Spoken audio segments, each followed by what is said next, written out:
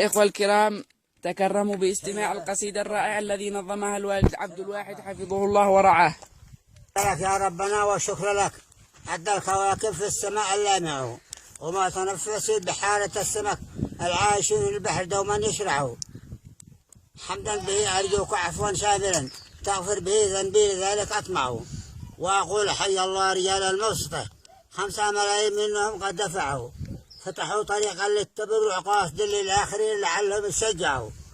وبعدهم حال العريض العالي الحاضرين والغائبين قد سارعوا، جدوا وجادوا في مبالغ باهظة، 17 مليون بها قد وزعوا.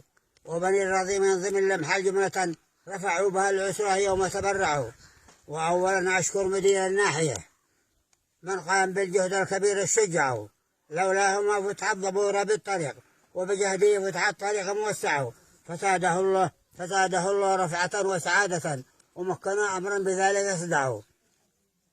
والشيخ حامد قد تبرع سابقا مع الذي جمع الفلوس وأبدعه.